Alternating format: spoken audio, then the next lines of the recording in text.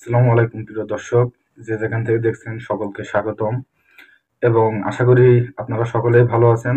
আলহামদুলিল্লাহ, আমিও আপনাদের দোয়ায় অনেক ভালো আছি। অনেকদিন পর আসলাম দর্শক আপনাদের সাথে ক্রোয়েশিয়া 2025 সালের ওয়ার্ক পারমিট ভিসার কিছু সম্ভাবনা বিষয় তুলে ধরার জন্য এবং তা নিয়ে আলোচনা করার জন্য।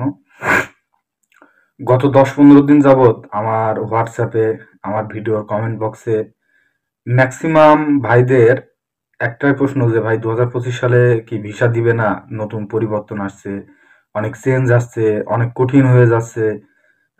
এরপরে 3 বছরের টিআরসি দিবে। তারপরে কেউ কেউ বলতেছে ভাই ইন্টারভিউ চালু হবে, ক্রোয়েশিয়া এম্বাসি এখন থেকে ইন্টারভিউ নিবে। এই নিয়ে নানা প্রশ্ন। তো সব প্রশ্নের উত্তর একবার একটা ভিডিও আকারে দেওয়ার জন্য আসলে আজকের এই আলোচনা। তো চলুন শুরু করি 2025 সালের সম্ভাব্য এবং নির্দিষ্ট কিছু বিষয় নিয়ে। সেটা হচ্ছে, প্রথমেই বলি 2025 সালে ক্রোয়েশিয়ার ভিসা কেমন দেবে এবং রেশিও কেমন থাকবে। এ বিষয়ে বলতে গেলে দর্শক, এর আগেও একটা ভিডিওতে বলেছি, আজকেও বলছি, 2025 সালে প্রচুর প্রচুর পরিমাণে ভিসা ক্রোয়েশিয়া দিবে। শুধু বাঙালিদের না, বাঙালিদের, ইন্ডিয়াদের, নেপালিদের প্রচুর ভিসা দিবে এবং ক্রোয়েশিয়ায় স্কিল্ড ওয়ার্কারদের ব্যাপক চাহিদা দেখা দিচ্ছে। যারা কনস্ট্রাকশন রিলেটেড কাজ জানেন তাদের ব্যাপক চাহিদা আছে এমন ওয়ার্কারদের ক্রোয়েশিয়ায়।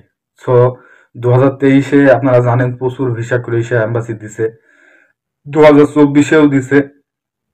তো 2023-24-এ যা ভিসা ক্রোয়েশিয়া দিছে এর চেয়েও বেশি ভিসা 2025-এ দিবে ইনশাল্লাহ। এ নিয়ে টেনশন করার কিছু নাই। তবে কিছু চেঞ্জ হবে।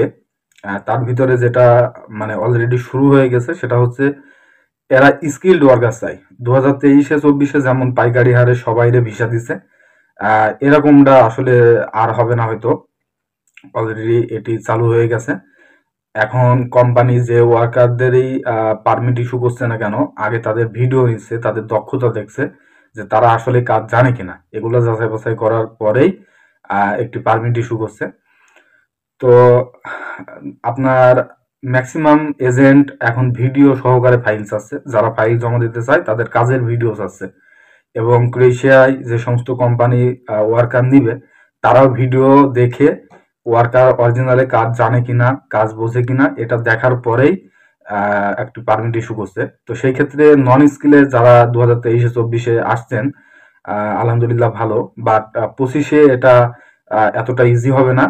25-এ ওয়ার্কার, স্কিল্ড ওয়ার্কার চাহিদা বেড়েছে এবং ক্রোয়েশিয়ায় বাঙালিরা আগে থাকতো না, কাজ করতো না, এখন বাঙালিরা ওখানে থাকার, কাজ করার মন মানসিকতা পোষণ করেছে এবং ক্রোয়েশিয়ায় ভালো স্যালারিও দিচ্ছে এবং ডকুমেন্ট সবকিছু দিয়ে ক্রোয়েশিয়ায় একটি সুন্দর জীবন গড়ার সম্ভাব্য কিছু বিষয় দেখা গেছে, যার ফলে মনে করেন বেশিরভাগ বাঙালিরা এখন ক্রোয়েশিয়াতে থাকতে ইচ্ছুক এবং কাজ করতে ইচ্ছুক। সো এই নিয়ে টেনশন করার দরকার নাই। 2025 সালে প্রচুর পরিমাণে ভিসা দিবে, 23-24-এ যেভাবে দিছে এইভাবেই। আর ইন্টারভিউ নিবে কিনা এম্বাসি, এটা একান্তই এম্বাসির ব্যক্তিগত ব্যাপার যে ইন্টারভিউ নিবে কিনা। তারা চাইলে ইন্টারভিউ নিতেই পারে, বাট আপনারা জানেন এতদিন পর্যন্ত কোনো ইন্টারভিউ লাগেনি। যারা ভিসা আবেদন করেছে ভিএফএস এ ফাইল সাবমিট করছে, ফাইল ভিএফএস এম্বাসিতে পাঠাই দিছে। এরপরে পর্যায়ক্রমে ওরা সমস্ত প্রসেস কমপ্লিট করে ভিসা রিজেক্ট যাই হোক না কেন একটা নির্দিষ্ট সময়ে ওরা পাসপোর্ট ডেলিভারি দিছে। বাট ইন্টারভিউ নিবে কিনা এটা আসলে ক্রোয়েশিয়ার গভর্নমেন্ট অনুযায়ী কোনো রুলস নিয়ম এভাবে এখনো চালু হয়নি। সো কিছু গ্রুপে এমন কথাবার্তা শোনা যাচ্ছে যে ইন্টারভিউ নিবে কিনা, এটা আসলে গ্রুপেরই কথা, মানুষের মন গড়া কথা, এরকম কোনো নিয়ম এখন পর্যন্ত চালু হয়নি।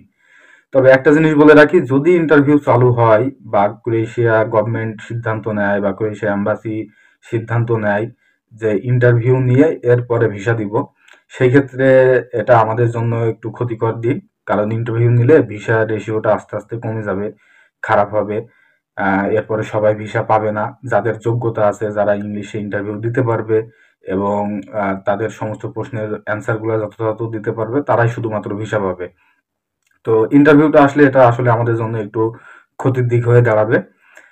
আচ্ছা, তৃতীয় কথা হচ্ছে, ক্রোয়েশিয়াতে 2025 সাল থেকে 3 বছরের টিআরসি দেবে কিনা।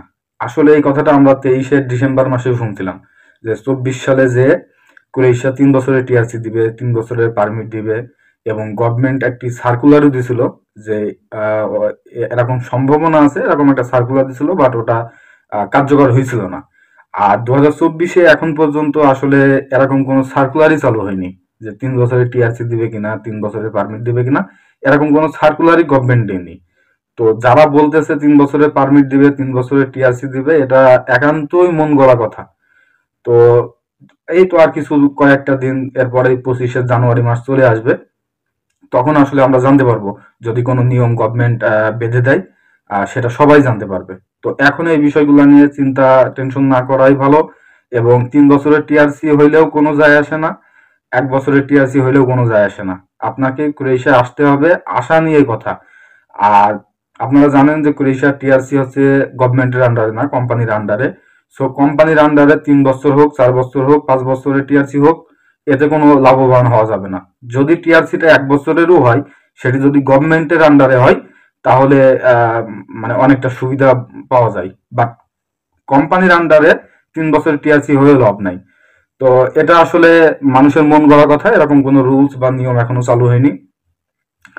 এবং চতুর্থ কথা হচ্ছে, অনেকেই কিছুদিন থেকে বলতেছিল, আমাকে মেসেজ করতেছিল, এরপরে বিভিন্ন গ্রুপে, ফেসবুকের বিভিন্ন গ্রুপে, ক্রোয়েশিয়া যে গ্রুপগুলো আছে ওখানে অনেককে পোস্ট করতে দেখছি যে 2025 সালে আপনারা জানেন যে বাংলাদেশ থেকে ক্রোয়েশিয়া আসতে হলে বাংলাদেশে 1 লক্ষ টাকার ডিপোজিট রাখতে হয় ম্যান পাওয়ার কার্ডের জন্য, বিএমইটি বরাবর।